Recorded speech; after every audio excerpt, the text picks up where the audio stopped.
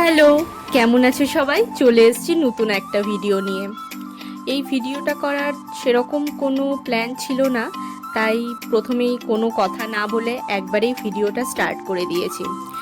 আসলে আমি আজকে এগরোল বানাবো, তো ভাবলাম তোমাদের সাথে সেই ভিডিওটাই ছোট্ট করে একটু শেয়ার করি। আমার বিরক্তিকর মুখটা দেখে তোমরা আইডিয়া করতে পারছো যে কোনো একটা কিছু হয়েছে। আসলে অফিস থেকে আসার পর আমি ঘুমিয়ে পড়েছিলাম, আর 2 ঘন্টা ঘুমিয়েছি। 2 ঘন্টা ঘুমিয়ে থাকার পর যখন উঠেছি, আমার সন্ধেবেলাটাকে আমি ঠিক বুঝতে পারছিলাম না যে এখন সন্ধেবেলা না সকালবেলা, এত বেশি ঘুমিয়ে পড়েছি। তারপর খিদেও পেয়ে গেছিলো, আর মা বলল নিজে বানিয়ে কিছু খেয়ে নে। তো ওর জন্য একটু মুখটা বিরক্তিকর করে সমস্ত কিছু সবজি কাটা হয়ে গেছে। আমার ঘুম কাটেনি তো কি হয়েছে, আস্তে আস্তে সমস্ত সবজিটা আমি কেটে নিলাম। আমার সবজি খেতে না খুব বেশি ভালোও লাগে না, কিন্তু যখন এগরোল বানানো শুরু করেছি তখন আমার মা এসে বলল, নিজের জন্য বানাচ্ছিস, তাহলে এক কাজ কর, আরও 2-3টে এক্সট্রা বানা, আমরাও খেয়ে দেখব। তো তাই প্রথমে এই পেঁয়াজ আর ক্যাপসিকাম কেটেছিলাম আমার জন্য, তারপরে শসা, বিট, গাজর এগুলোও কাটলাম। বিটটা আমার দ্বারা কাটা হচ্ছিল না, তাই এসে মা ছুলে দিচ্ছিল।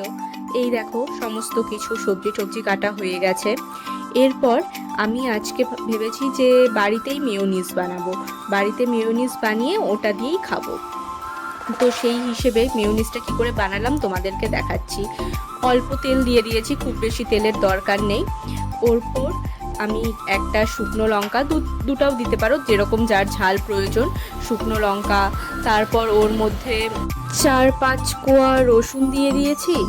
আর ওই তেলের মধ্যে একটা ডিমের অমলেট করে নেব। ডিমের অমলেটটা কিন্তু খুব বেশি ফ্রাই করার দরকার পড়ে না, কেউ চাইলে সেই জায়গায় সিদ্ধ ডিমও ব্যবহার করতে পারো।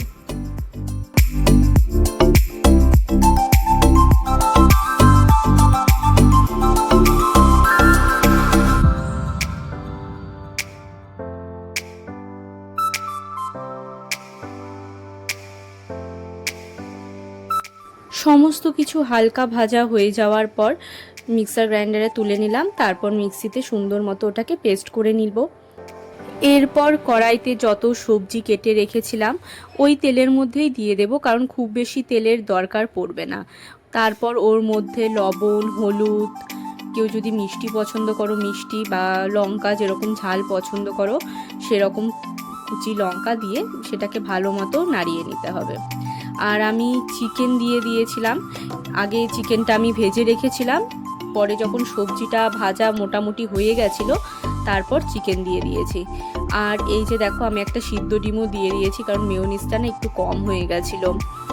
হ্যাঁ, যখন মেয়োনিজটা বানাবে মানে মিক্সারে পেস্ট করবে, তখন স্বাদ মতো মিষ্টি, তারপর একটু যদি কেউ টক পছন্দ করো তাহলে টমেটো সস, আমি টমেটো সস দিইনি, দরকার পড়েনি, আর একটুখানি লবণ দিয়ে তারপরে পেস্ট করো, তাহলে একবারেই মেয়োনিজটা রেডি হয়ে যাবে, আলাদা করে মেশানোর দরকার পড়বে না। এই দেখো সুন্দর মতো মেয়োনিজ রেডি হয়ে গেছে। আর আমার মা ওইদিকে একটা পরোটা বানিয়ে দিয়েছে। চিকেন এগরোল বানানোর কথা ছিল, কিন্তু 2টো ডিম আমি অলরেডি মেয়োনিজে ব্যবহার করে ফেলেছি, ওর জন্য আর এক্সট্রা করে ডিম দিইনি।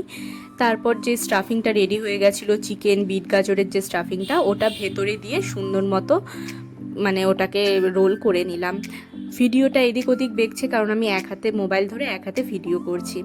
খেতে কিন্তু দারুণ হয়েছিল, তোমরাও চাইলে ট্রাই করতে পারো। আমার ভিডিও ভালো লাগলে প্লিজ লাইক করে আমার চ্যানেলকে সাবস্ক্রাইব করে দিয়ে। হ্যাঁ, আমার খাওয়ার স্টাইলকে প্লিজ কেউ জাজ করো না, কারণ ওই অ্যাস্থেটিকভাবে খাওয়া আমার দ্বারা সম্ভব হয় না। রান্না করেছি, ভালো লেগেছে, রাক্ষসের মতো খেয়ে যাচ্ছি। টাটা, ভালো থেকো, দেখা হবে।